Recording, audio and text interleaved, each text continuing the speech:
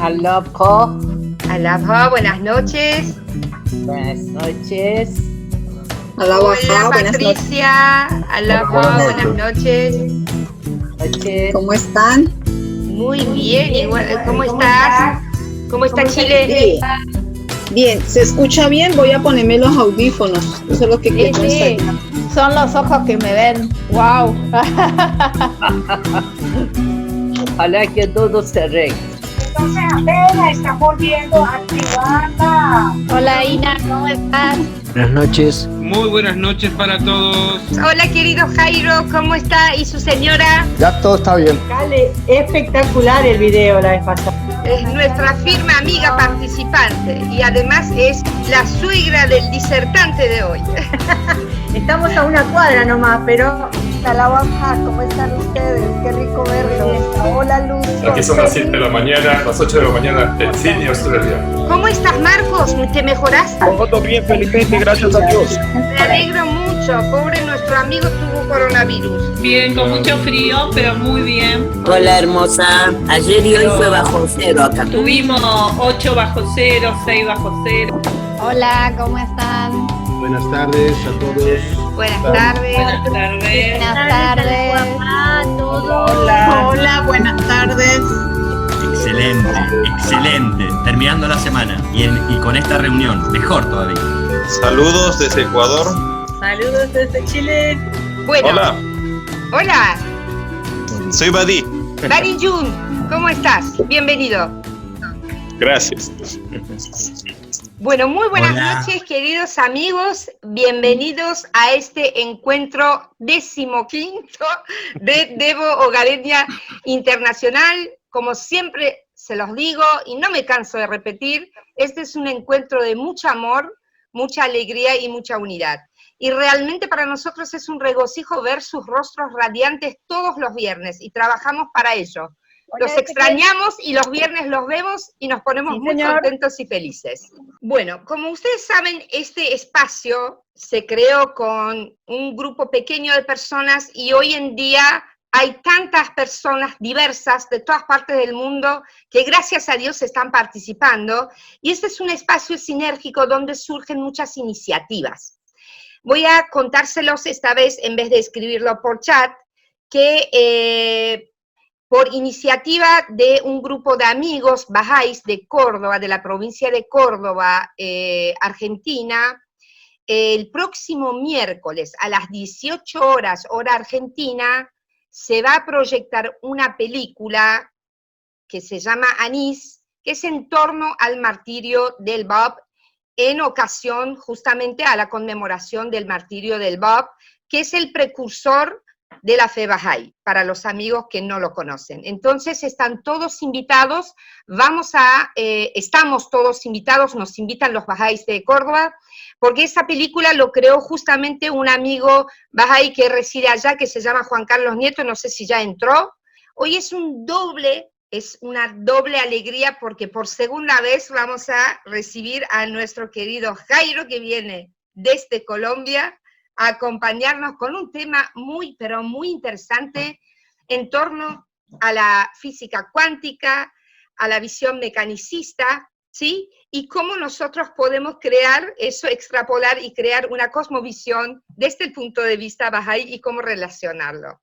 Así que es un encuentro maravilloso y también les adelanto que no se pierdan el próximo encuentro porque va a ser muy diferente a los encuentros anteriores, ya que vamos a tener la visita de un amigo que viene que es de Gales, en realidad es de México, es mexicano, y va a venir a contarnos un hermoso relato muy inspirador que nos va a servir como una herramienta espiritual y práctica para poder servir mejor a nuestra sociedad. Y se llama Ismael Velasco. Nuevamente, muy bienvenidos y empezamos con la parte devocional. Muchas gracias.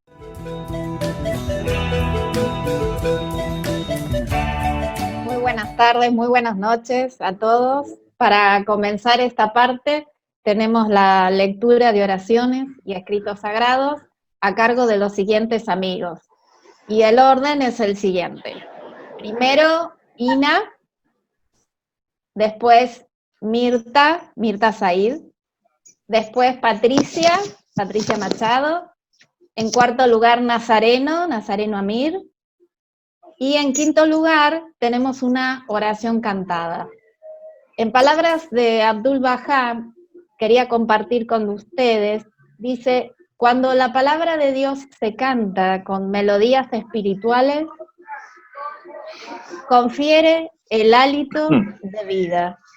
Lo que quería compartir con ustedes es el propósito de cantar las melodías sagradas.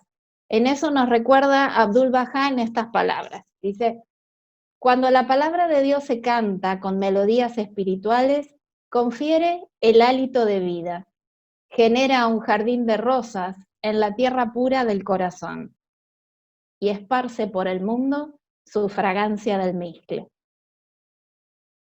Y después de todas estas hermosas lecturas de oraciones y escritos sagrados, tenemos la narración de una historia a cargo de la querida Tahiri Costas. Cuando esté proyectada la primera oración, que todos podemos seguir la lectura, puede empezar Ina.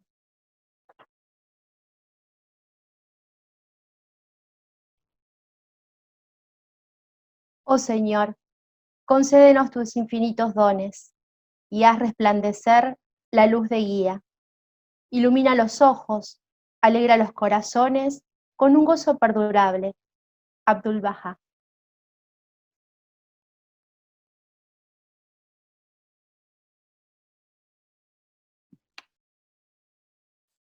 Esta, la más poderosa de las dispensaciones, envolverá toda la tierra, y bajo su emblema todos los pueblos se unirán y encontrarán un abrigo común.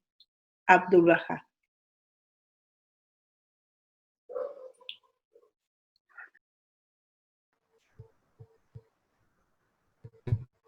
Apartad vuestro rostro de la oscuridad del distanciamiento y dirigidlos a la refulgente luz del sol de la unidad. Esto es lo que por encima de todos los demás ha de beneficiar a los pueblos de la tierra. Oh amigo, en el árbol de la expresión nunca ha habido ni jamás habrá hoja más bella, ni en las profundidades del océano del conocimiento jamás ha de encontrarse perla más maravillosa. Baha.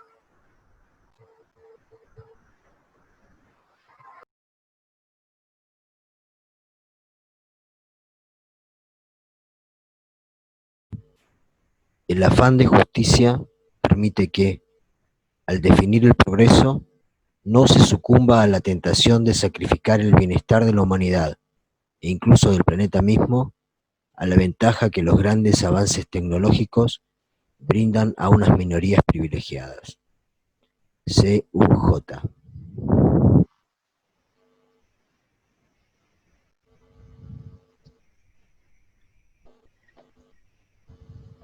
Oh amigo, no descuides las virtudes con que habéis sido dotados, ni seáis negligentes con vuestro alto destino. Sois las estrellas del cielo del entendimiento, la brisa que sopla al amanecer, las fluyentes aguas de las cuales deben depender la vida misma de todos los hombres, las letras inscritas en su pergamino sagrado.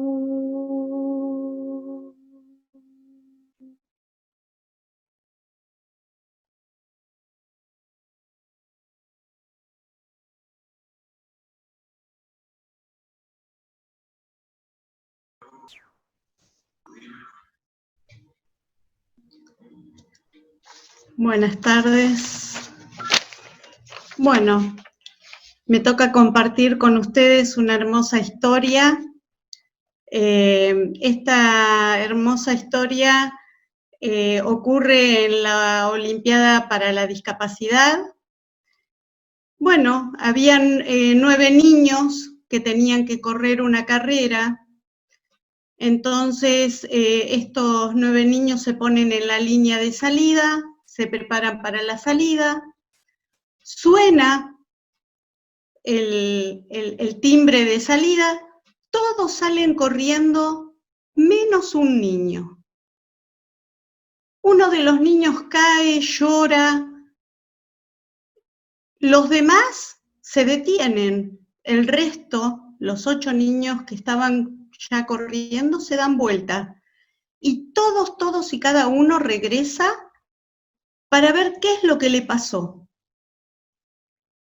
Cuando una de las nenas que tiene síndrome de Down se agacha y le da un beso en la herida, y le dice, con esto te vas a curar, ya está.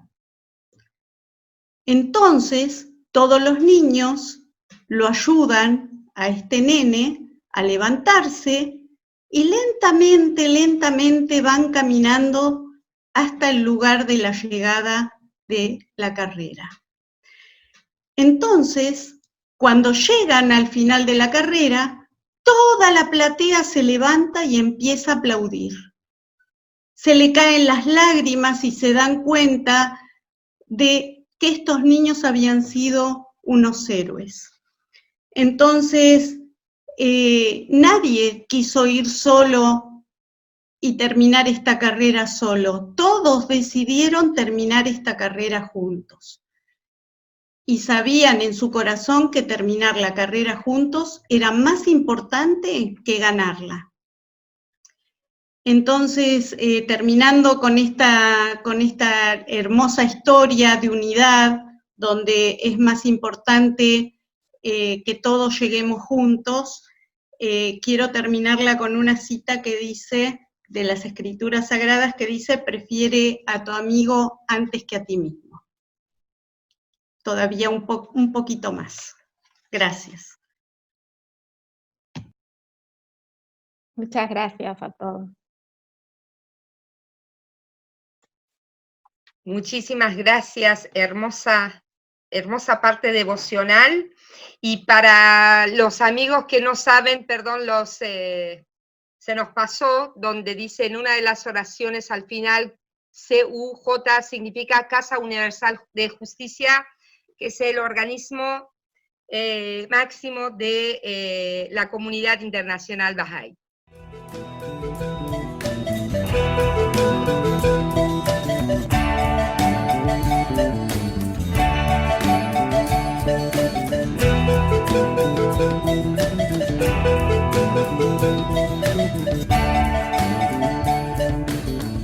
Gracias, Ale. Bueno, muy buenas noches a todos. ¿Cómo les va? Muy bienvenidos. Veo caras radiantes por todos lados. Ahí Inés me está saludando. La veo a Inés con un corazoncito. Lo veo a Yasram desde Viedma también haciendo un corazón. Alfredo desde Uruguay saluda. La tengo a María Elena desde Chile. Qué lindo, María Elena. Gracias por saludar. Así que estamos muy felices de tenerlos aquí. Me emocionó la parte devocional y el cuento. Muchas gracias, Tajeré. Hermoso el cuento. Mientras lo ibas contando me iba imaginando la situación. Así que ojalá inspire nuestros corazones. Así que me toca presentarlo ya a un amigo de la casa, a Jairo. Jairo, querido, ¿cómo estás? Muy bienvenido. Estamos muy felices de que estés acá nuevamente con nosotros. Gracias. Gracias, Darío. Muy bien, Jairo.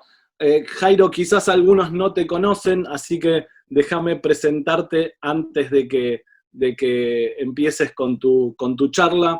Jairo, bueno, es miembro de la comunidad Bahá'í de Colombia. Él es físico. Y es profesor titular del Departamento de Física de la Universidad del Valle, es autor de varios libros, y la verdad que nos alegra muchísimo que nuevamente Jairo esté junto a nosotros esta noche. El tema que va a tratar hoy, Jairo, se llama El todo y la parte, lo global y lo local hacia una nueva cosmovisión. Así que, Jairo, adelante, todo tuyo.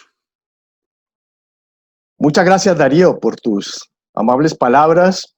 De nuevo, quiero agradecer a Ale, a Darío, a todos los amigos de Argentina por darme la oportunidad de compartir con ustedes algunas ideas. Comenzaré con la idea de cosmovisión. Una cosmovisión es una compleja red conceptual que pretende proporcionar una perspectiva total.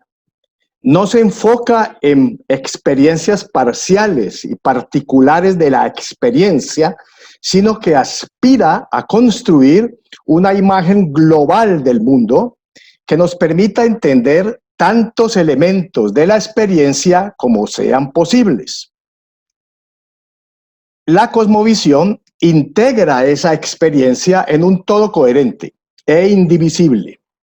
Una cosmovisión no se enfoca en pequeñas secciones de la realidad, sino que nos proporciona una imagen del todo.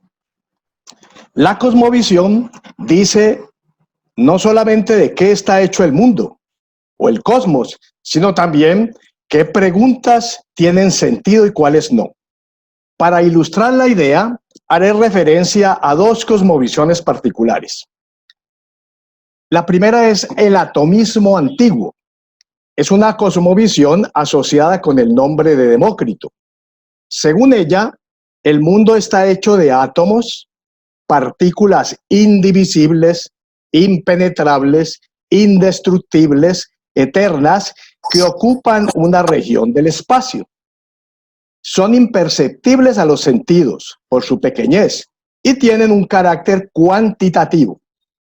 Hay un número infinito de átomos. No tienen cualidades de ninguna clase.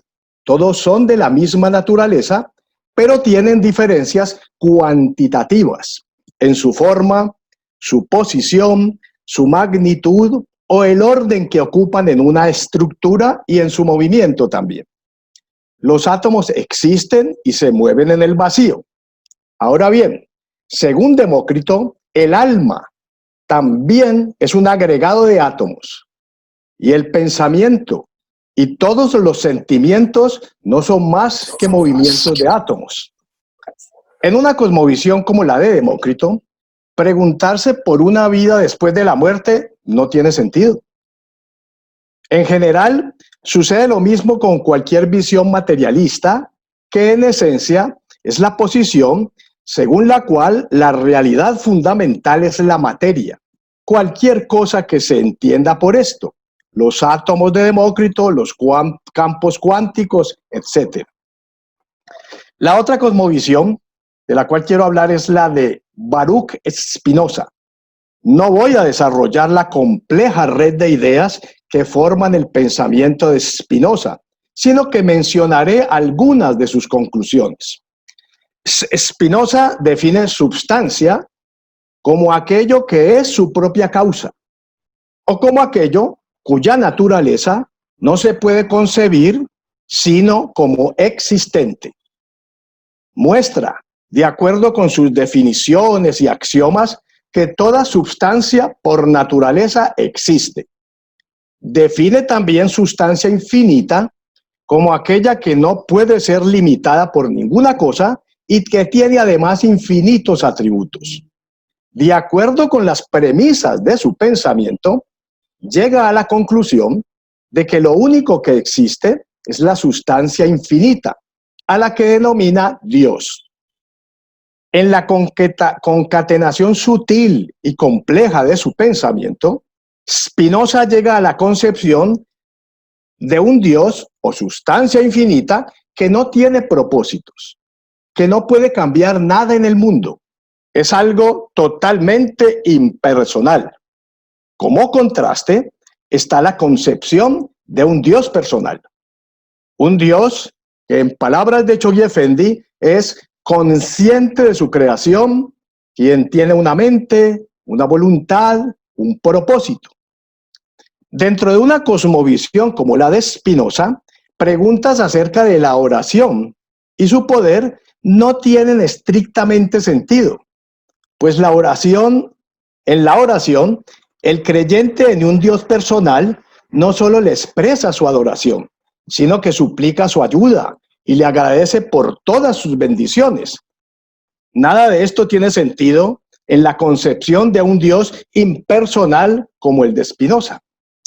Vale la pena aclarar que la concepción de un Dios personal no es antropomórfica, como lo dice Chogui Effendi. Tal concepción del ser divino, como la suprema y siempre presente realidad en el mundo, no es antropomórfica, puesto que trasciende todas las limitaciones y formas humanas, y de ningún modo significa un intento por definir la esencia de la divinidad, que obviamente está más allá de cualquier comprensión humana. Decir que Dios es una realidad personal no quiere decir que tiene una forma física o que se parece en modo alguno a un ser humano. Mantener tal creencia sería una pura blasfemia. Puede decirse entonces que, lejos de ser antropomórfico el Dios personal, es el ser humano que es teomórfico, hecho a imagen y semejanza de Dios, como dice la Biblia. Quiero hacer algunos comentarios generales. La cosmovisión es algo filosófico, puede decirse que metafísico. Hoy en día, sin embargo, una cosmovisión que no sea de algún modo consistente con la ciencia no podría pretender abarcar toda la experiencia humana, pues dejaría de lado experiencias tan importantes y poderosas como las científicas. La cosmovisión se vuelve implícita y aún inconsciente. Una cosmovisión es de carácter mental o conceptual. Sin embargo, guía la práctica, la intuición, las actividades y también las emociones y los sentimientos. Quiero hablar ahora de la cosmovisión mecanicista. Esta cosmovisión tiene fundamento en una teoría física. Hay otros factores que se involucran en la cosmovisión, de los cuales hablaré más adelante. Esta cosmovisión fue inspirada en los hallazgos de la física y llegó a penetrar en la práctica todo el pensamiento, al menos occidental. El hecho de que la física clásica pudiese enmarcarse dentro de esa cosmovisión le dio al mecanicismo una fuerza de la que no gozaron cosmovisiones anteriores. La cosmovisión mecanicista podía clamar que era una cosmovisión científica. Sin embargo, como veremos un poco más adelante, los avances de la física contemporánea difícilmente pueden enmarcarse dentro del mecanicismo. Esto, que le quita su pretendida base científica al mecanicismo, unido a la conciencia cada vez más clara de la insuficiencia de las respuestas de esa cosmovisión a la creciente y cada vez más compleja experiencia humana, hacen urgente la búsqueda de una nueva visión del mundo. ¿De dónde viene la palabra mecanicismo? La palabra mecanicismo viene de máquina. Descartes consideraba el mundo como una gran máquina. Su metáfora era el reloj. En su época había en Europa grandes relojes, sumamente elaborados, supremamente precisos, por todas partes, los cuales regulaban toda la vida social. Estamos hablando del siglo XVI, XVII. Había también gran fascinación con los autómatas, especies de robots mecánicos en forma de muñecos que estaban animados por un movimiento mecánico y simulaban los movimientos humanos. La idea era que se podría llegar a explicar todos los movimientos del universo, incluso los movimientos orgánicos, en términos de máquinas. Si se podía tener una máquina que se moviera como un ser humano, se podía esperar entonces desarrollar una que reprodujese exactamente todo. Para Descartes era muy importante tener esta metáfora, esta imagen frente a sus ojos y poder señalar y afirmar que así como era esa máquina, así era el mundo. Vamos a hablar solamente de un aspecto de esa cosmovisión y es la relación entre el todo y la parte. La cosmovisión mecanicista se caracteriza por varios aspectos que no voy a tratar en esta charla. Solo me concentraré en uno de ellos y es la relación mecánica entre el todo y la parte, según la cual el todo se reduce a sus partes. Si bien es singularizado solo ese elemento de la cosmovisión mecanicista, debo señalar que todos los elementos de ella forman un todo, en el cual cada uno está interrelacionado con los otros. Es en aras de estudiar las implicaciones de uno de los aspectos del mecanicismo que estoy hablando de ese aspecto en cuestión y de sus implicaciones. Se puede afirmar que en el mecanicismo se sostiene una fragmentación del todo en sus partes. Fragmentación según la cual se puede concebir que las partes de un todo posean propiedades en sí, independientes de las propiedades de las otras, que forman el todo, independientes entonces del todo del que forman parte. Si bien se puede definir un estado del todo, este se reduce al estado de las partes. O sea, siempre se puede definir un estado de las partes, el conocimiento del cual permite entender totalmente el todo. Dentro de tal concepción no hay propiedades emergentes, entendiendo por tales aquellas que son propias al todo, en el sentido de que no se reducen a las propiedades y las interacciones de las partes. El que una propiedad del todo se reduzca a las propiedades y las interacciones de las partes significa que tal propiedad puede entenderse totalmente a partir de tales propiedades y de tales interacciones. Finalmente, no habría propiedades del todo como un todo, sino propiedades de las partes. Para entender mejor la idea, estudiemos el análisis de un todo según la concepción mecanicista. Consideremos una máquina como las que veía Descartes. Por contraste, haré una comparación con un organismo vivo, sin profundizar en ella. Solo señalaré que la consideración de un ser vivo como reducible a una máquina mecanicista es o una opción metafísica o solo un programa que parece cada vez más lejos de lograrse. Imaginemos uno de estos relojes que hemos mencionado antes, cuyo funcionamiento nos proponemos entender. Lo desarmamos, miramos cada parte, entendemos qué hace cada una de ellas, cómo es la relación entre ellas, volvemos y lo armamos, asegurando no haber olvidado nada ni haber dañado ninguna pieza, y de nuevo tenemos el reloj. El todo, que es el reloj, se entiende por completo a partir de las propiedades y relaciones de sus partes. En suma, podemos armar y desarmar una máquina tal sin que se afecte su comportamiento al volverla a armar. Vale la pena señalar que si a un organismo vivo lo desarmamos en sus partes, lo matamos. El partidario del mecanicismo puede alegar que el llegar a desarmar un ser vivo y volverlo a revivir al armarlo es solo una limitación técnica del momento. En la máquina no hay emergencia. El todo no es más que la suma de sus partes. En la máquina existe fragmentación. Las partes están esencialmente separadas.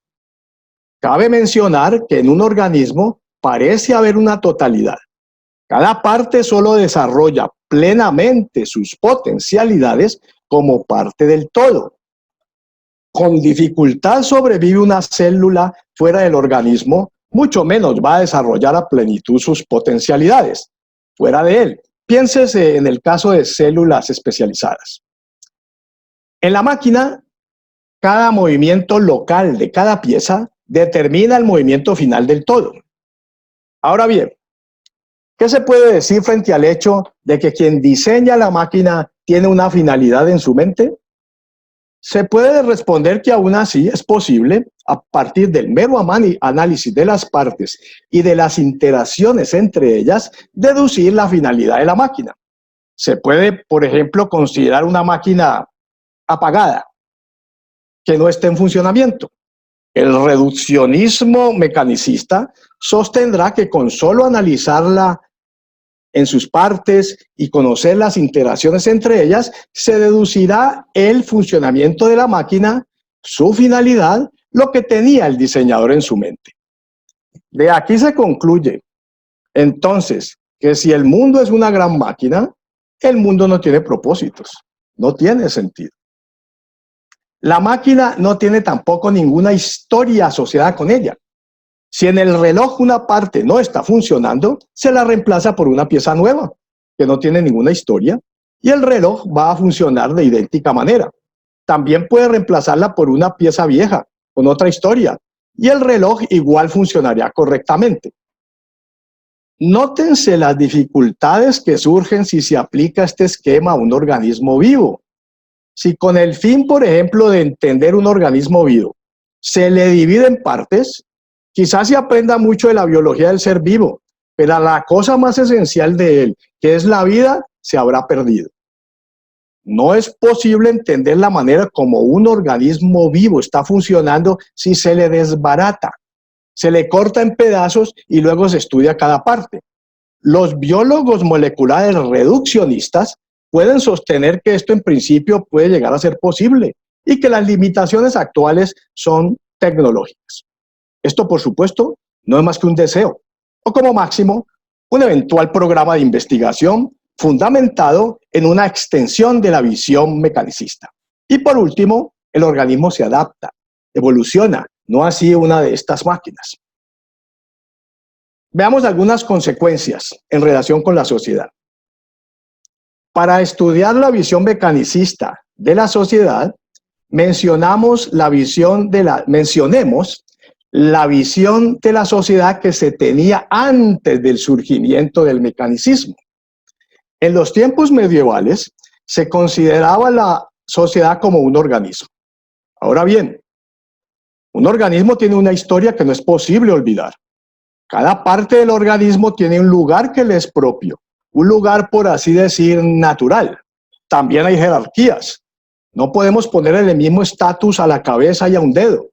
Si perdemos el dedo, nuestro cuerpo y nosotros mismos nos veremos fuertemente afectados, pero si perdemos la cabeza, perdemos sin remedio la vida. En el siglo XVII, la gente comenzó a concebir la sociedad en términos mecanicistas, que se reflejan en la siguiente concepción acerca del surgimiento de la sociedad. En el principio había individuos que eran autónomos, los cuales se juntaron luego y para poder vivir juntos hicieron un contrato social, el cual dio lugar a la sociedad. Esta idea sumamente importante comenzó con Rousseau. Implica la posibilidad de la existencia de una persona totalmente autónoma, sin sociedad, lo cual es consistente con la visión mecanicista. En efecto, podemos reformular la idea en la forma siguiente. Primero se tienen las partes autónomas, en este caso los individuos. Luego se ponen en interacción esas partes mediante un arreglo como el de un reloj. Arreglo que en el caso de la sociedad se haría de acuerdo con el contrato social.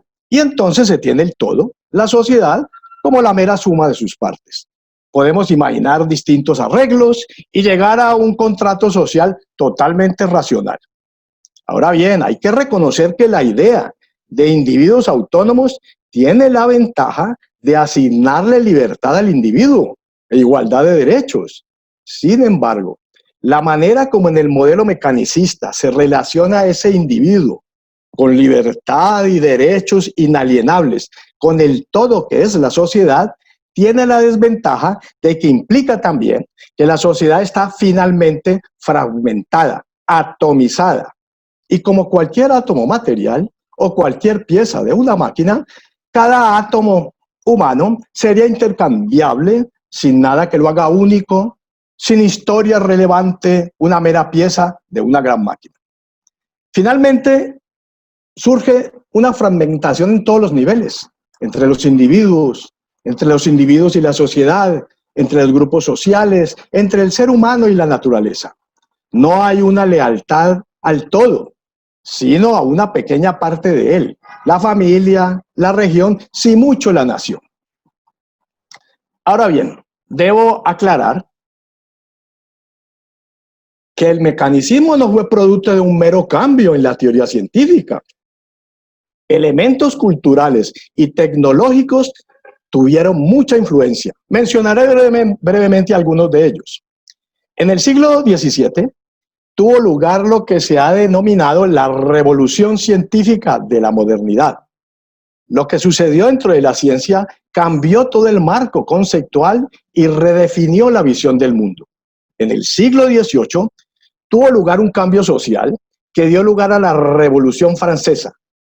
Pensadores inmediatamente anteriores a ellas, como Voltaire, miraban las leyes de Newton como una fuente de su pensamiento sociológico, de su nueva visión revolucionaria.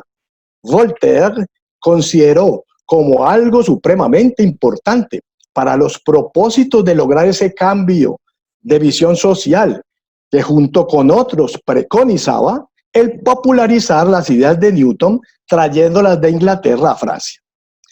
El siglo XVII fue un siglo de cambio en la sociedad europea. El cambio más significativo fue la nueva relación entre la economía y el poder político en ese siglo. Y aquí se habla de una manera muy amplia, porque en realidad el cambio sucedió desde antes del siglo XVII y se extendió hasta después de él. Emerge un nuevo grupo o sector social que llega al poder, la burguesía, compuesta inicialmente por los artesanos y comerciantes, y luego por gran parte de la inteligencia. Este grupo social tenía un papel muy marginal en la sociedad medieval, pero se fue haciendo cada vez más importante en los siglos XVI, XVII y XVIII, hasta que finalmente se toma el poder en la Revolución Francesa.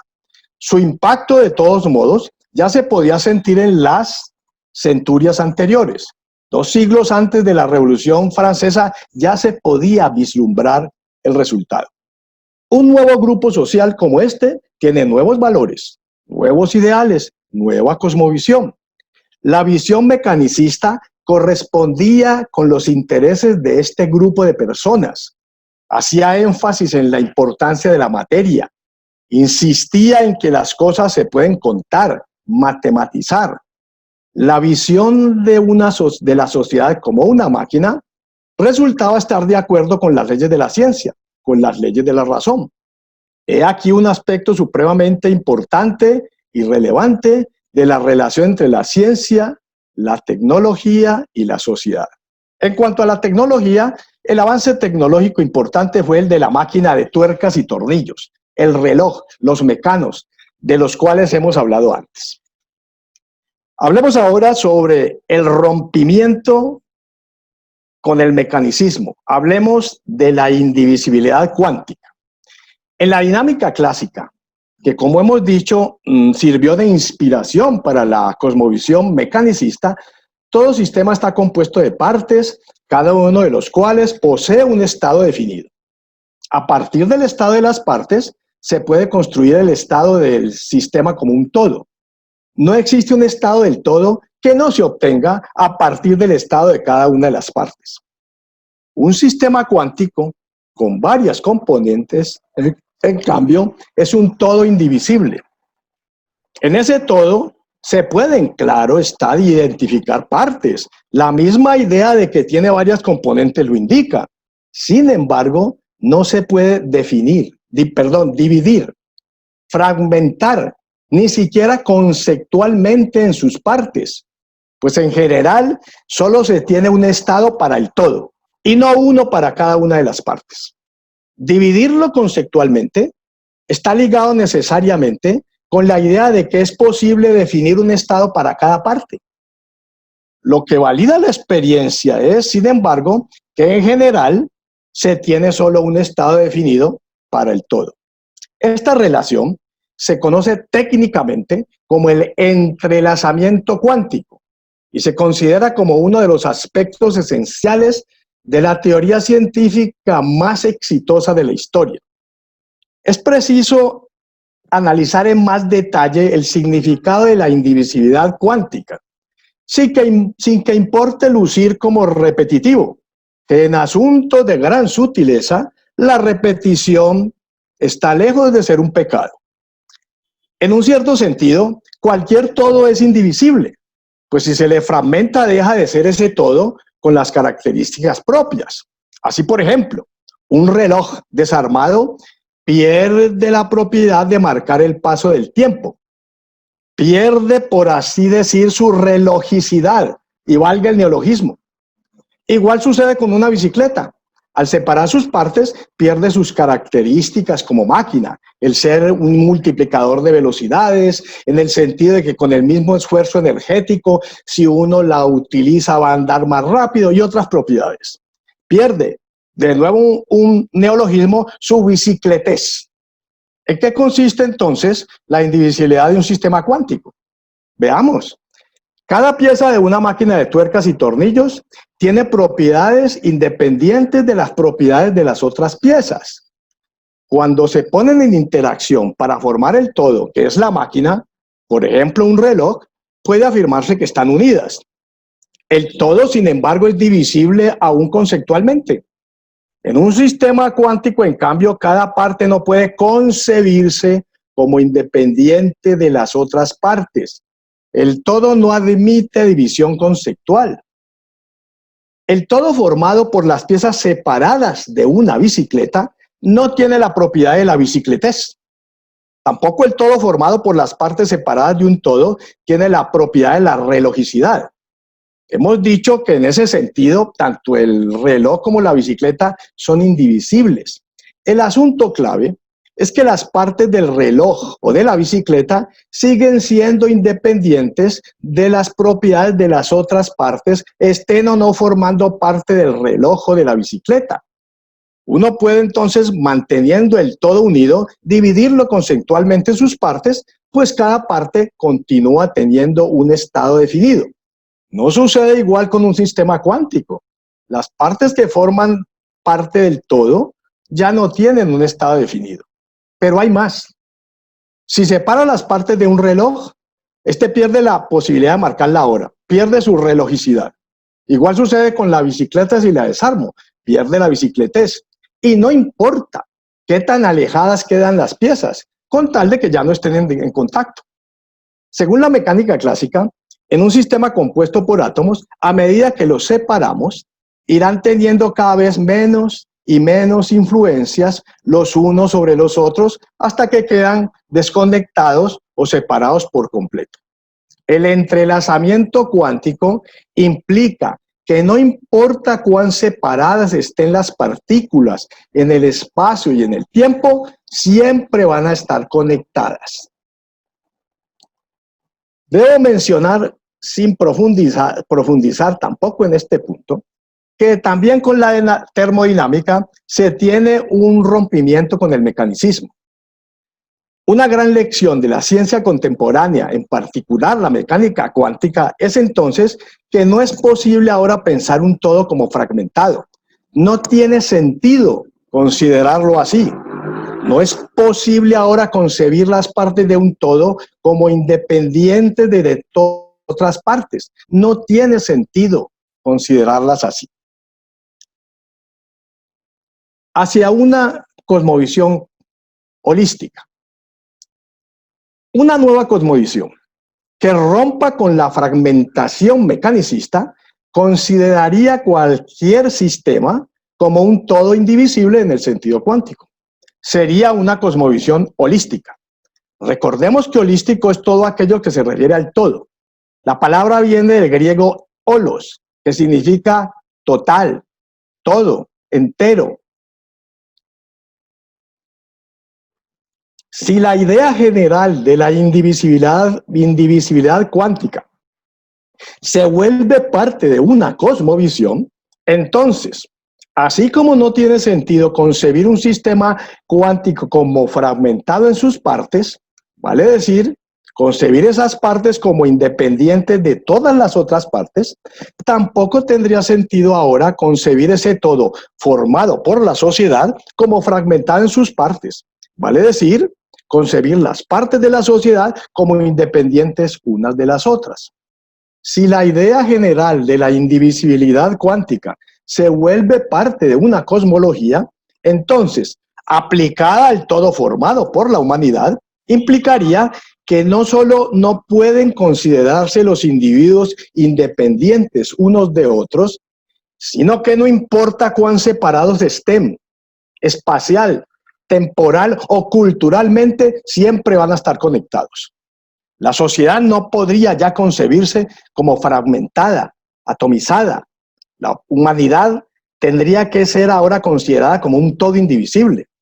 No se trata de una conexión entre partes autónomas que entran en interacción que habría que cambiar en coyunturas como las que estamos viviendo. Se trata de algo mucho más profundo. Se trata de una concepción en que ninguna parte de la sociedad puede considerarse como fragmentada de las otras. La misma pandemia está indicando las falencias de una visión mecanicista.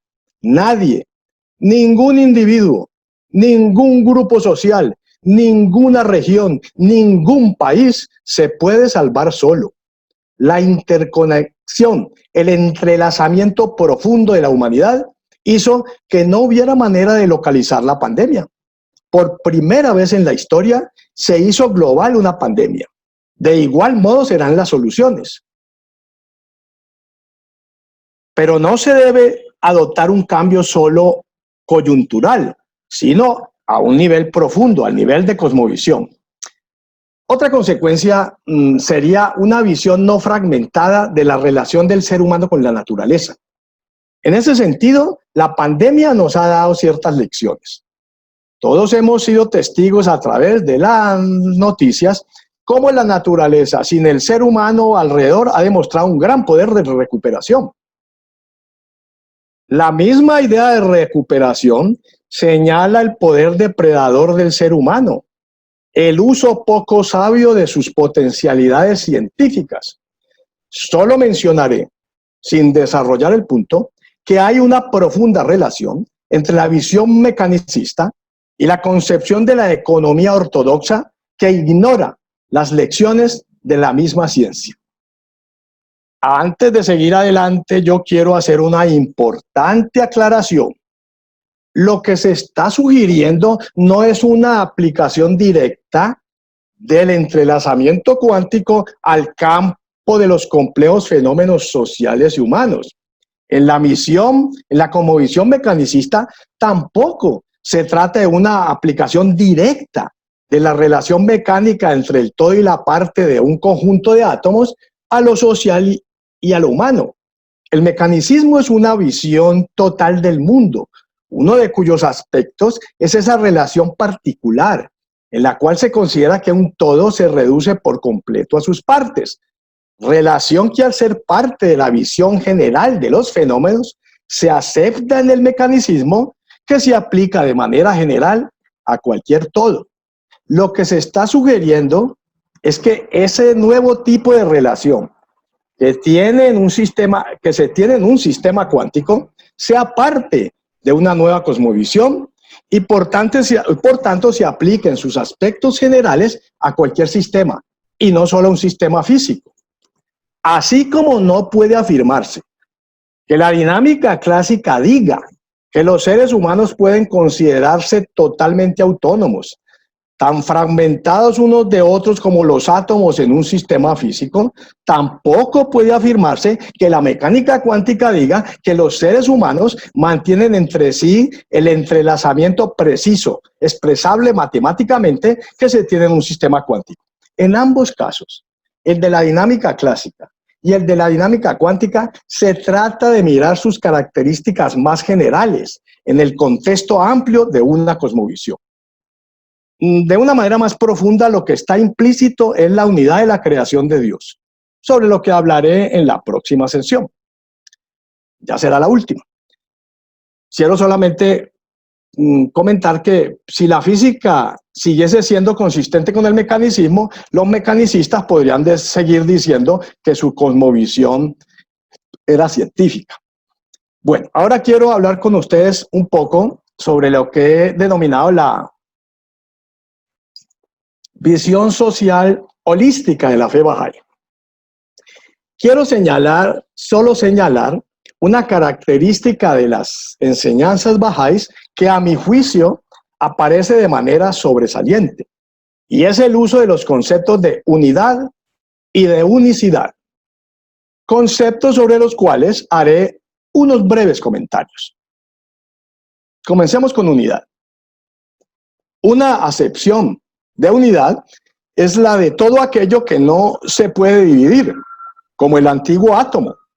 Es la unidad de lo que no tiene partes. Otra acepción es la de algo que, si bien tiene partes, si se divide, se altera o se destruye. Cualquier objeto, como un mueble, es entonces una unidad. También cualquier ser vivo. Cada parte está en interacción con las otras. Sin la interacción no hay unidad. En una unidad, entonces, se puede tener relación mecánica entre el todo y la parte o entrelazamiento. Se diferencian esas unidades por la relación todo-parte. Nótese que la unidad de aquello que no tiene partes es mayor que la de aquello que, siendo un todo, tiene partes. En efecto, aquella unidad que no tiene partes, como los antiguos átomos, no cambia. Es una unidad eterna. Un todo que tiene partes puede cambiar por un rearreglo entre sus partes. No es una unidad eterna. En cuanto a la unicidad es la cualidad de ser único, irrepetible, solo, singular. En el monoteísmo, Dios es único. Para Parménides, el ser, todo lo que existe, es único. En cuanto a la relación entre los dos conceptos, unicidad y unidad. En el atomismo de Demócrito, del cual ya hablamos, cada átomo era una unidad, sin partes, imposible de dividir, pero no eran únicos. Variaban infinitamente en su forma, su posición, su magnitud o el orden que ocupaban en una estructura y en su movimiento. Tenían unidad, pero no unicidad. Algo puede ser uno y no ser único. Algo puede ser único, pero no ser uno al estar compuesto de partes. Una obra de arte, como un cuadro de un pintor famoso, es único, pero no uno. Decir que un todo es una unidad es una afirmación que estrictamente no aporta nuevo conocimiento, pues para constituir un todo tiene que haber unidad. Decir que un todo es único es, en cambio, una afirmación mucho más fuerte, aporta realmente algo nuevo. Sobre los dos puntos que siguen ahora, solo haré unos breves enunciados. Primero, sobre la unidad y unicidad de Dios. Lo perfecto no tiene partes. Pues lo que tiene partes es perfectible, mediante otro arreglo entre sus partes. Y mediante otro arreglo también puede deteriorarse. Lo perfecto es entonces uno, una unidad. Y es eterno, como vimos antes. Dios es perfecto, entonces Dios es uno. Y además es único.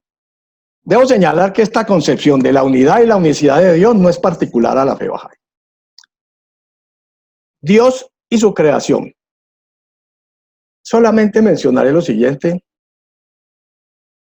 Es un tema fascinante. El nombre creador es uno de los atributos de Dios. Y no puede tener sentido ese nombre sin la creación. No hay creador sin creación. Hay una interrelación profunda entre Dios y su creación. Y dejémoslo en ese punto, porque eso ya daría para muchas otras reflexiones. Hablemos más bien de la unidad y la unicidad de la creación de Dios. En la fe Bahá'í, la realidad es una y además es única. También el concepto de leyes espirituales y en general de leyes está relacionado con el de la unidad y la unicidad de la creación. En los escritos bahá'ís se habla en efecto de que la realidad es indivisible, no es múltiple, de que la realidad no es divisible, ella no admite multiplicidad, de que todas las partes del mundo de la creación son partes de un todo, de que la organización de Dios es una, el tema de Dios es uno.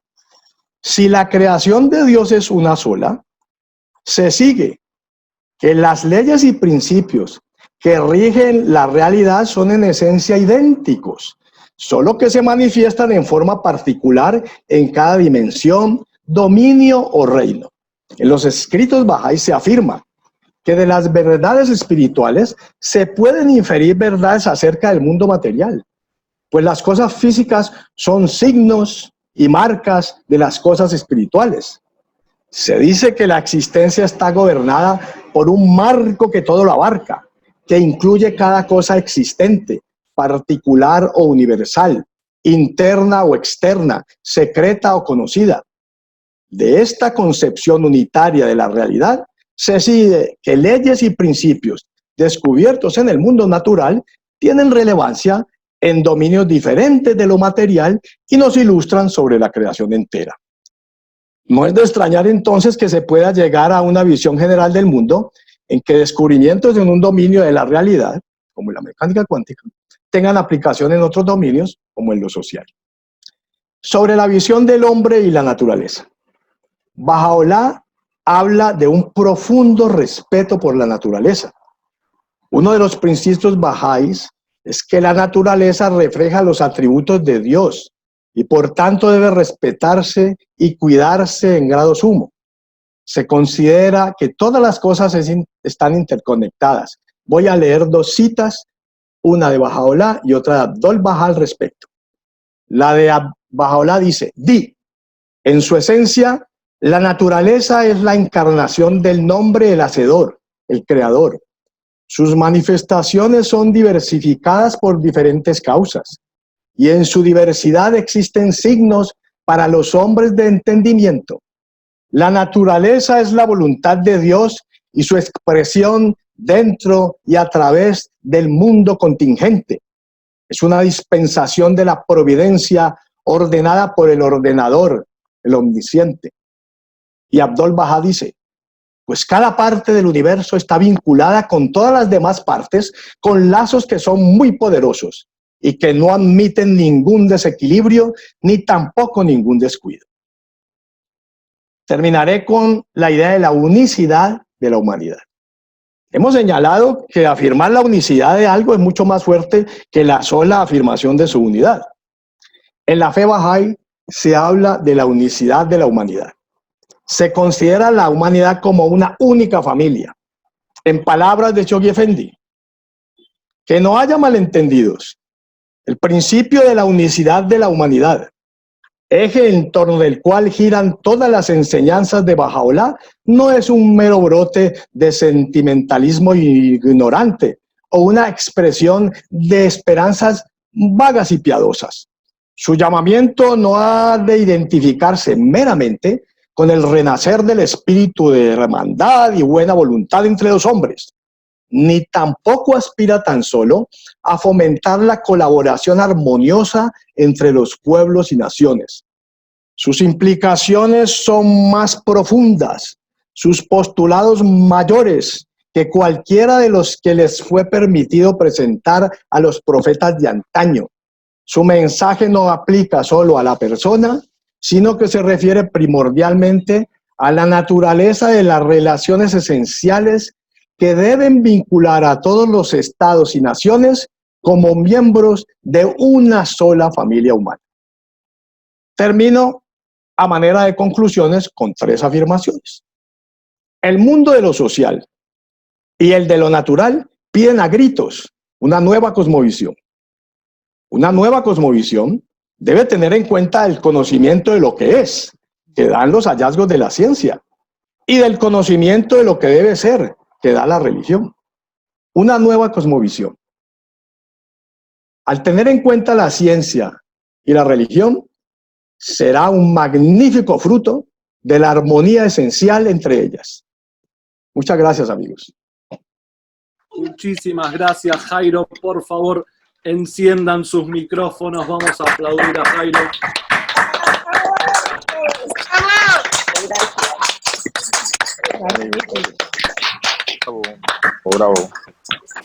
Excelente, querido Jairo. Muchísimas gracias.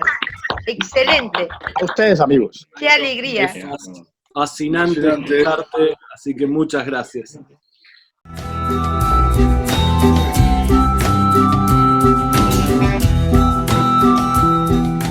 Muy bien, mis queridos, voy a apagar micrófonos, así pasamos a la parte en donde podemos hacer reflexiones entre todos. Bueno, una vez más, Jairo, hermoso, muchísimas gracias. Pocas veces he visto encarar este tema básico que todos conocemos, ¿no? El de la unidad, pero de esta manera y de esta manera tan desde la mirada científica y a su vez a través de la historia, ¿no? Así que la verdad que precioso. Tenemos un rato para intercambiar entre todos. Fabiola dice, tremenda exposición. Magdalena dice, definitivamente el que sabe, sabe. Muy bien. Precioso.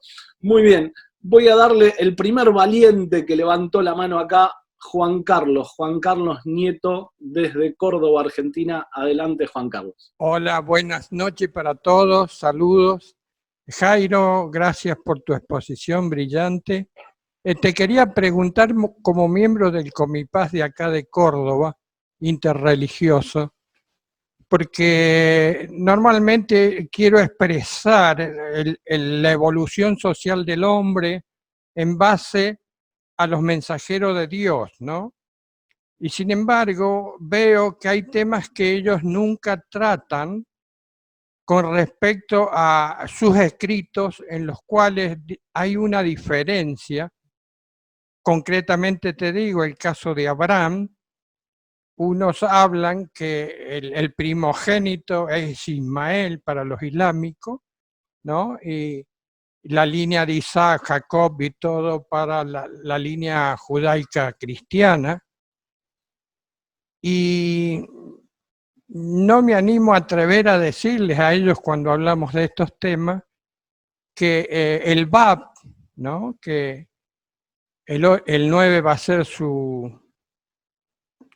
vamos a conmemorar su martirio, expresa en una oración hacia su hijo, Ahmad, ¿no? Dando, para mí, lo que define como si está equivocado uno o el otro, ¿no? Porque sintéticamente esa oración habla de desearía tener 100.000 Ismaeles para brindarte, Dios mío.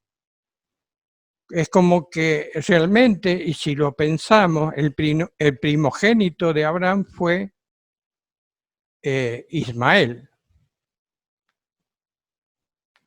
¿Qué dices al respecto?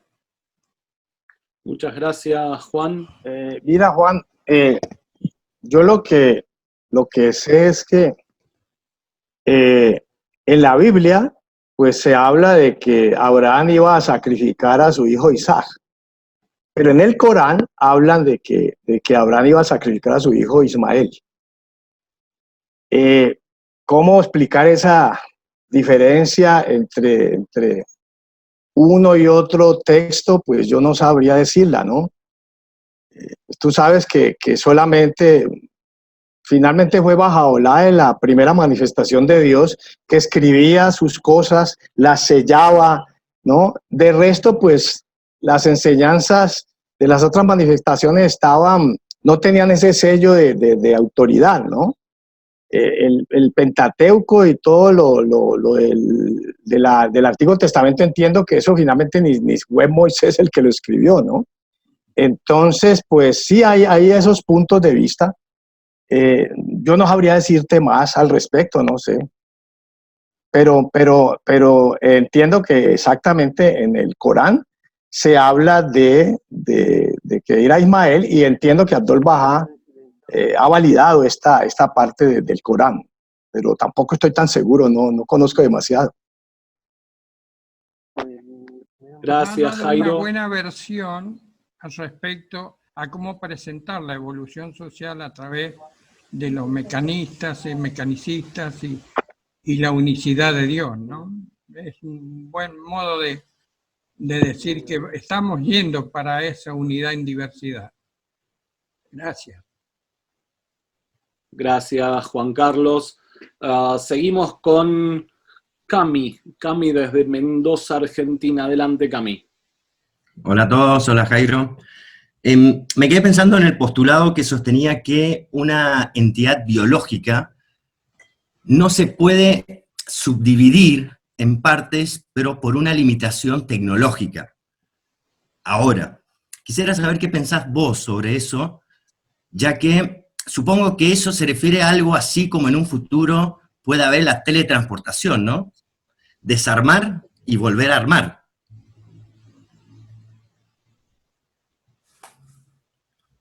Mira, yo no sé el suficiente biología como para responderte, ¿no? Lo único que de lo que he podido aprender un poco es que entiendo que aún a veces cuando se quiere estudiar entonces la función de un tejido o algo, tiene que estudiarse dentro del organismo. Primero ver cuál es su función y luego ver cómo son las interacciones. Lo que yo sé es que es el programa ese de considerar un organismo vivo, tal como se consideran estas máquinas de tuercas y tornillos, pues eso es, en este momento ese si mucho es un programa o parte de algo metafísico realmente, ¿no? Es muy complicado y más ahora con los estudios de lo complejo, se hace aún más complicado esa visión mecanicista. En cuanto a la teleportación, pues te diré simplemente lo siguiente, ese es un nombre pomposo, supremamente pomposo, que habla de precisamente lo que yo hablaba, tienes dos partes, un sistema cuántico de dos partículas, entonces tú las separas y no importa cuán separados estén, lo que se haga respecto a uno de las partículas, lo que se mida, tiene influencia sobre lo que se puede medir sobre la otra, ¿no? En ese sentido, entonces, se habla de una teleportación. Pero la cuestión es la siguiente, que si tú tienes un sistema que se va haciendo macroscópico, esa digamos, no separabilidad cuántica va desapareciendo. Entonces, ya esa idea de que la no separabilidad cuántica, lo que tiene que ver con el teorema de Bell, todo esto, va a ser similar a lo que se tenía en Viaje a las Estrellas, todo esto de que beat me out, Spock, y que los saque, eso es pura fantasía y es realmente una manera de entender el asunto que no es rigurosa y que los medios han deformado demasiado. No sé, podríamos seguir conversando más sobre esto con la parte técnica, pero pues aquí no podemos hacerlo, ¿no? No sé si te satisfaga esta respuesta que te estoy dando. Gracias, Jairo. Sí, totalmente. Gracias. Muchas gracias, Jairo. Sigue Henry. Henry, adelante desde Venezuela. Muy bienvenido, Henry. Buenas tardes a todos. Para el amigo que habló del tema de Abraham, yo sí soy un estudioso del tema, y una de las cosas que nos cuesta comprender en esta sociedad y mentalidad del siglo XXI es que como la esposa de Abraham no podía tener hijos, era tradición entregar a su esclava para que hubiera descendencia, puesto que en esas sociedades la descendencia, sobre todo masculina, para los hombres era muy importante. Pero cuando ella entrega a su esclava a Abraham, se convierte en su esposa. Eso nos cuesta entenderlo porque vemos el matrimonio civil, el matrimonio eclesiástico, pero en la tradición judía, ¿verdad? Cuando una esclava se entregaba a un hombre, automáticamente pasaba a ser su esposa. Entonces ahora vemos a Abraham con otra esposa teniendo el primer hijo, que es Ismael. Entonces se ve claramente en la misma Biblia que el primogénito de Abraham es Ismael, ratificado en el Corán y ratificado en la fe Bahá'í.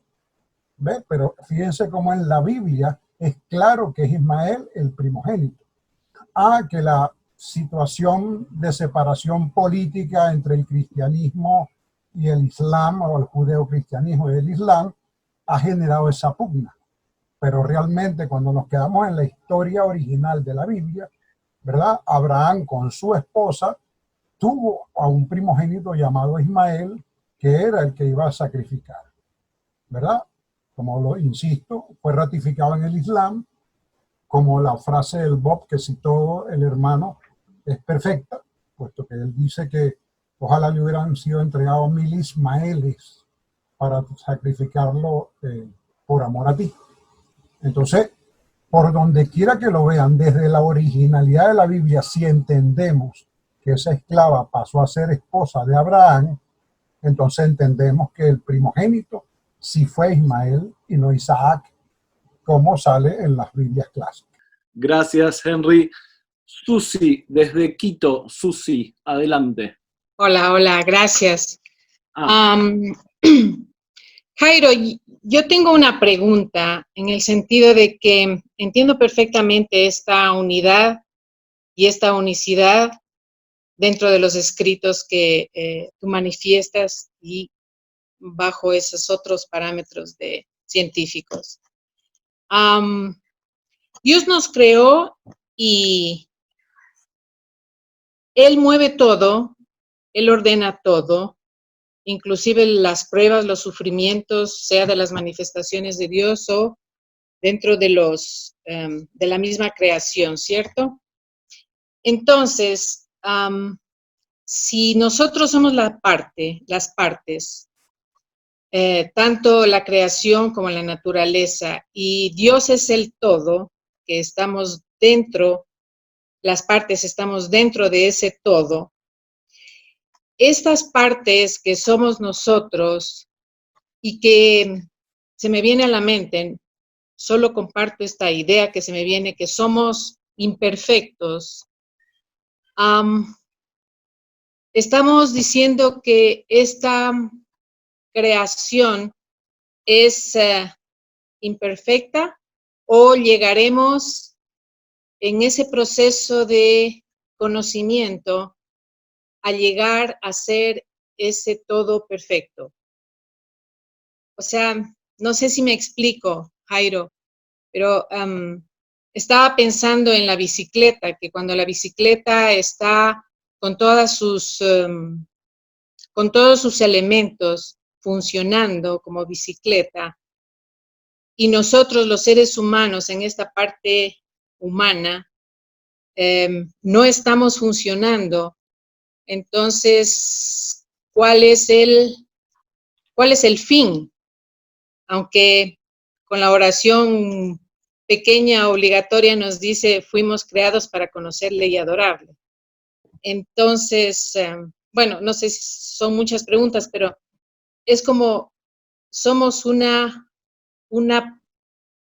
dentro del todo, las partes que somos nosotros, llegaremos un momento a tener esa perfección para que esta maquinaria, ese todo funcione bien. No Gracias, sé si me Susi, muy amable. Jairo, Okay. no sé si quieres decir algo. Sí. Creo que ahí hay dos ideas, ¿no? En primer lugar, primero hay que distinguir entre la esencia de Dios y sus atributos. La esencia de Dios es totalmente inefable, trascendente. No podemos hablar de la esencia de Dios, aplicarle ningún nombre. Eso está por encima, no podemos decir que nada absolutamente. Eso es lo más oculto de lo oculto. Lo más que lo que nosotros podemos saber, entonces, es los atributos de Dios. Y esos atributos de Dios, pues son la creación. Esos atributos de Dios, pues como dice la cita, forman un todo, ¿no? Entonces, hablar de que Dios es un todo, hay que tener cuidado porque no te dan la idea entonces de que se está hablando de la esencia, estamos hablando solamente de los atributos, aquello que nosotros podemos conocer. El segundo punto es el problema del mal, ¿no? El problema del mal es, pues yo lo entiendo, pues es el siguiente, ¿no? Hay varias respuestas a esto, ¿no? Una es que Dios porque algunos objetaban, y eso ya en la Edad Media, que si Dios conocía el mal, entonces ¿por qué lo permitía? Abdul Baha dice, conocer no significa ser causa del mal, ¿no? La idea es que, como yo lo entiendo, pues Dios es el creador, ¿no? Dios es consciente de su belleza, Dios es amor, entonces quiere manifestar su amor, por amor quiere manifestar su belleza y crea al ser humano para que lo conozca, pero que lo conozca por amor, no va a crear un autómata, entonces le tiene que dar libertad. Al darle libertad, entonces entra el mal, en cierta manera, pero es el ser humano el que lo pone, ¿no? Entonces, en ese sentido, pues nosotros venimos de Dios, hacia Dios volvemos, Dios nos revela sus leyes y a través de sus leyes pues vamos avanzando por todos los mundos de Dios, ¿no? Pero obviamente pues aplicar hablar de que Dios es imperfecto pues sería una blasfemia, ¿no? La idea es que el todo son los atributos y nosotros somos parte de esos atributos. Y el problema del mal es el libre albedrío, pero es que es necesario. La misma lógica de los atributos de Dios lo implica, ¿no? Podríamos seguir hablando, pero creo que con esto quizás sea suficiente, ¿no? Muchas gracias, Jairo. Bueno, tengo muchas palabras pedidas, por eso les pido a todos que sean breves, no más de 30 segundos, por favor. Tengo Cruz Elizabeth, adelante. Buenas noches, soy Badí Villar, mi esposa es Cruz Elizabeth. Gracias. Villar, bienvenido, adelante. La pregunta sería la siguiente. En contestación a unas preguntas y en otros escritos de Abdul Baha, él menciona sobre la eternidad de la creación, que ésta no tiene principio ni tiene fin. Ahora bien, hay una teoría que está muy en boga ahora y es casi aceptada por la totalidad de los científicos, hasta donde tengo entendido, que es la teoría de la gran explosión, que el universo en un momento determinado no era más que un puño o una semilla, y que de ahí explotó y de esa explosión se fue configurando todo el universo. Es decir, tuvo un principio. Sin embargo, en los escritos de Abdul Baha da la impresión, cuando uno los lee, de que él habla de que la eternidad de las formas del universo ha estado ahí siempre. Es decir, él dice, por ejemplo, esta estrella puede haber tenido un principio, pero antes hubo otras. Mi pregunta es, ¿hay alguna forma de, digamos, conciliar lo que dicen los escritos bahá'ís con esta postura actual que tiene, digamos, la mayoría de los científicos? ¿O hay que leer los escritos de una manera, digamos, una interpretación que permita esta aproximación? Esa sería mi pregunta en concreto. Muchas gracias. Bueno, como yo lo entiendo,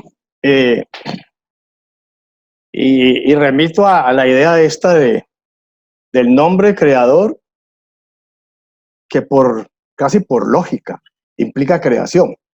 Entonces, en ese sentido, Dios siempre ha sido creador. Está por encima de las limitaciones de espacio y tiempo. En ese sentido, la creación de Dios siempre ha estado allí, sea de manera potencial, antes de entrar en el mundo del tiempo, pero esa es eterna, porque eterno es el nombre creador. También, no recuerdo los nombres exactos, pero está en alguno de estos textos, quizás los textos del señor Taher Sadeh, que hablan sobre que hay varios mundos, ¿no? Está un mundo que tiene principio y no tiene fin, otro que no tiene principio y tiene fin, otros que no tienen ni principio ni fin. Están todas estas enseñanzas un poco místicas, todo esto, de donde entonces la creación de Dios es eterna, pero la otra cosa es que la creación de Dios no es solamente este mundo material, hay infinitos mundos de Dios. Entonces, yo pienso que perfectamente pudiera ser que este tiene principio y no tiene fin o algo, ¿no? Entonces,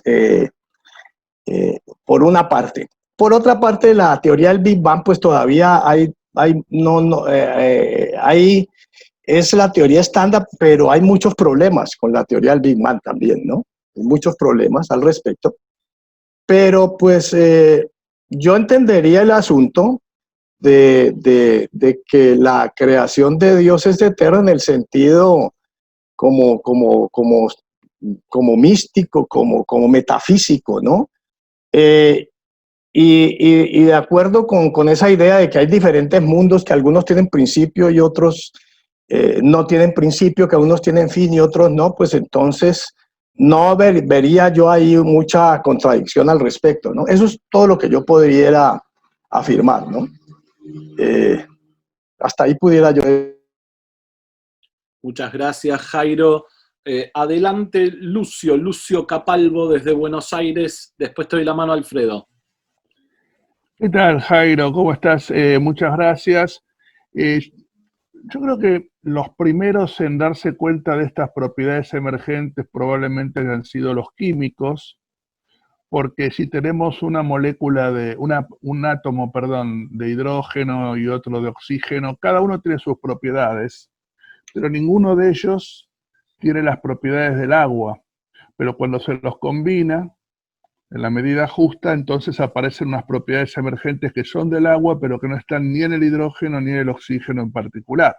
Es más, con el mismo átomo dispuesto de maneras diferentes, el oxígeno, podemos tener oxígeno 2, que es respirable, o oxígeno 3, que es el ozono, que es irrespirable. Entonces vemos que la organización, la forma de relación de las partes, de los elementos, es fundamental para la producción de las propiedades emergentes. Y esto se ve también en las organizaciones humanas muy claramente. Las mismas personas, bajo unas leyes y una forma de funcionamiento, pueden dar un resultado muy bajo, pero con una forma de participación armónica, consultiva, la unidad en diversidad, pueden producir sinergia y todo mucho mayor.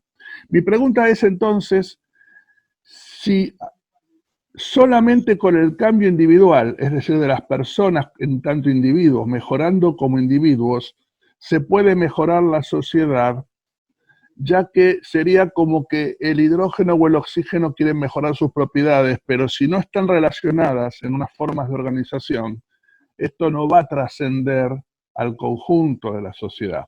Es decir, ser mejores personas sería como una condición necesaria, pero no suficiente para producir un cambio, si a la vez no cambiamos las modalidades de relación. ¿Qué opinas acerca de esto? Pues yo pienso, Lucio, que esta idea de que cambiando los individuos, cambiamos los sociales, todavía está inmersa en ese reduccionismo mecanicista. ¿Ves? Yo diría que hay un juego allí entre el individuo y el todo, que es lo que también muestra, finalmente yo no podía desarrollarlo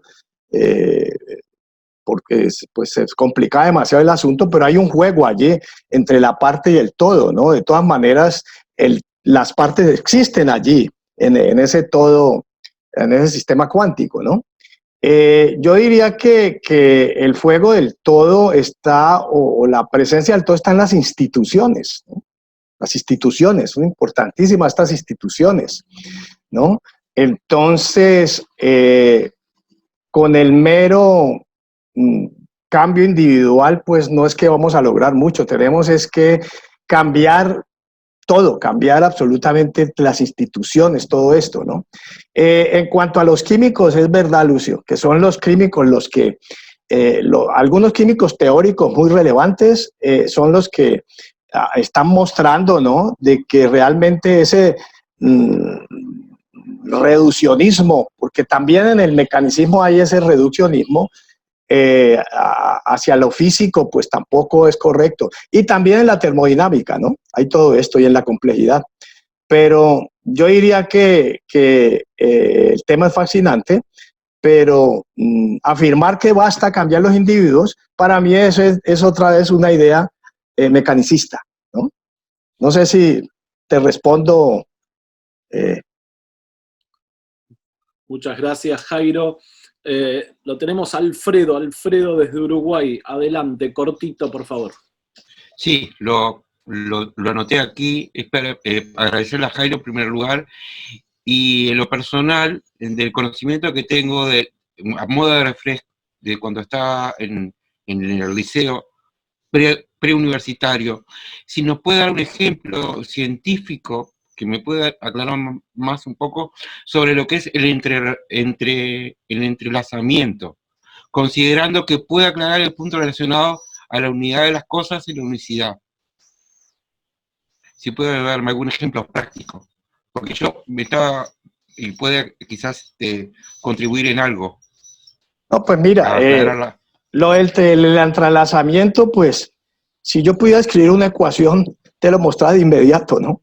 Es decir, si tú tienes en la mecánica cuántica, hay un ente matemático que representa el estado, digamos, de una partícula, ¿no? Eso es un ente matemático, le llaman la función de onda, ¿no?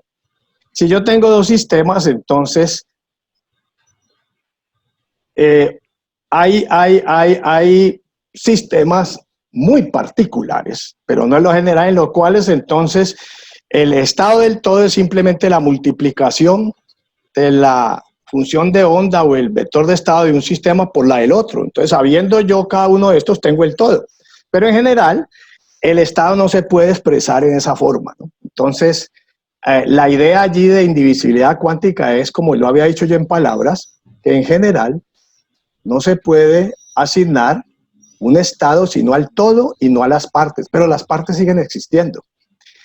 En cuanto a eso implica también, ese entrelazamiento implica que no importa cuánto separe yo las partículas, van a estar siempre conectadas. Que es lo que tiene que ver con el teorema de Bell, que tiene que ver con la no separabilidad, en el sentido de que no importa cuánto estén separadas en el espacio y el tiempo, lo que yo haga, lo que yo mida con una de las partículas, va a tener influencia en lo que se mide en la otra. Pero eso no permite mandar mensajes, no hay telégrafos supraluminosos. Hasta ahí te podría decir, ¿no? Te repito, si pudiera escribir algo, unas ecuaciones, te lo podría explicar, no era sino poner allí unas cosas para no asustar a nadie con las ecuaciones. Hasta allí te puedo comentar, no sé si eso te satisface o no. Le voy a agradecer, le hago una mención en un mail, le dejo mi mail y con eso estaré de conformidad. Y muy agradecido por otra parte. Listo, con mucho gusto. Muchas gracias. Mucho gusto. Muchas gracias. Muchas gracias. Vamos a las preguntas finales, se nos está yendo el tiempo. Tengo una pregunta acá por el chat, Jairo. Dice, Wara Zainab, dice, ¿qué podría pasar si se lograra equilibrar? Perdón, ¿qué podría pasar si se lograra realizar el equilibrio de la ciencia con la religión? Bueno, pues sabemos que uno de los principios de la fe baja es la armonía esencial entre ciencia y religión, ¿no? Sabemos, yo creo que yo hablé un poco de eso en alguna de las charlas, pues la ciencia te da lo que es, pero no te dice lo que debe ser, y eso lo dijo ya David Hume y lo repitió Albert Einstein después, ¿no? Entonces necesitamos ambas cosas, ¿no? A mi juicio, ese principio de la armonía esencial entre ciencia y religión hay que estudiarlo mucho, hay que profundizarlo mucho. Yo pienso que hay una complementariedad entre ambos, y cuando hablo de la palabra complementariedad, realmente tengo en la cabeza algo un poquito especial que tiene que ver con la cuántica, de lo cual pues no voy a hablar ahora aquí, pero al respecto yo diría que lo que dije al final, ¿no? Que si una cosmovisión tiene que tener en cuenta una nueva cosmovisión que es necesaria, porque estamos viendo todas las crisis sociales, las crisis con la naturaleza, es necesario cambiar la cosmovisión. Yo creo que esto en general todo el mundo lo admite. El punto es que no se puede dejar de lado la ciencia y no se puede dejar de lado la religión tampoco. Entonces, para mí, el llegar a tener una cosmovisión que integre, ¿no?, todas estas enseñanzas sería un magnífico fruto de esa armonía esencial entre ciencia y religión.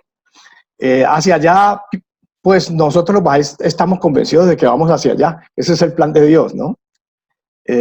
Bueno, no sé si respondí la pregunta adecuadamente, pero esto puedo decir. Perfecto, Jairo. Muy bien, vamos cerrando. Me queda Jale. Jale, adelante.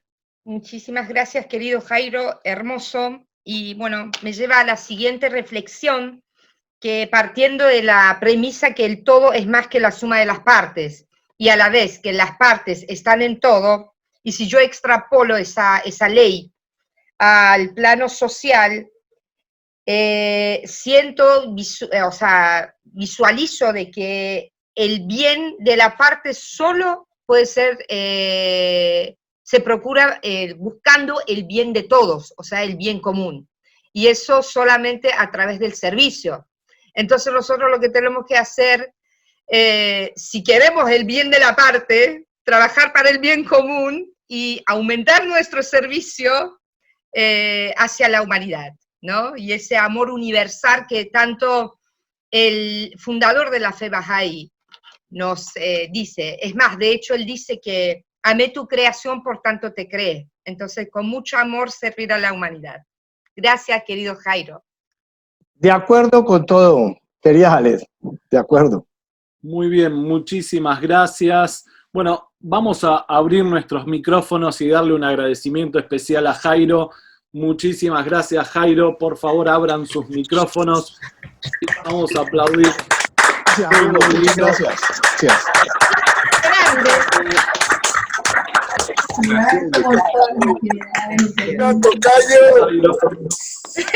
Acá alguien grita tocayo. Hay muchos tocayos. Yo ya sé cuál es el tocayo. Yo sé. Bogotá, Colombia, querida. Es un amigo viejito. Gracias, Jairo. Muy lindo. Felicitaciones. Bueno, muchas gracias a todos. Muchas gracias, Jairo, por esta hermosa charla. Creo que el objetivo, además de aumentar nuestra conciencia sobre la unidad, es unir nuestros corazones. Realmente hace quizás un poco más de 2 meses atrás, muchos de nosotros no nos conocíamos. Nosotros nos conocíamos entre 6, 7 personas de acá de la ciudad de Buenos Aires, y ahora, después de algo más de 15 reuniones, conocemos personas de otras partes del mundo como si fuesen amigos de hace años. Y la verdad que eso llena nuestros corazones, nos entusiasma a seguir con mucha fuerza, así que muy bienvenidos a todos. Hacemos esto realmente de todo corazón y estamos muy agradecidos porque participen cada viernes. Les mandamos un abrazo enorme, pueden abrir sus micrófonos y ya despedirnos. Lucio, ¿querías decir algo? Perdón, antes de cerrar. Yo tenía una sugerencia, porque este es un espacio muy hermoso y el viernes que viene va a estar orientado a todos nosotros, pero en especial a los jóvenes. Sería muy lindo invitar a todos los amigos que estamos participando, que hagamos un trabajo detenido y dedicado para por lo menos cada uno traer a alguien más, un joven de ser posible, un amigo, incluso y preferentemente alguien que no esté en la comunidad Bahá'í, porque realmente estos son temas que sirven a la humanidad, y sé que lo de este viernes va a ser hermoso, así que invito a todos a que invitemos por lo menos cada uno un amigo, joven o no, a la próxima charla. Es eso. Yo soy joven, de alma. Muchísimas gracias a todos, les mandamos un abrazo enorme. Muchas gracias a todos, gracias querido Jairo, gracias. Darío. Un abrazo para todos. Nos vemos el miércoles. Chao, Chao. Gracias. Chao a todos. Chao, Darío. Buenas noches. Muchas gracias. Nubia, que ya sigue firme con nosotros. Nubia ya pertenece a nuestra comunidad, ya no es más de Colombia. Gracias, yo encantada, Jaled. Bien, sabes cómo los amo. Muchísimas gracias. Nosotros a vos. Chao a todos. Chao, buenas noches. Chao. noches. Adiós, Jairo, desde Perú, Lima, Perú. Chao, Jairo. Chao, amigos. Chao. Muchas gracias.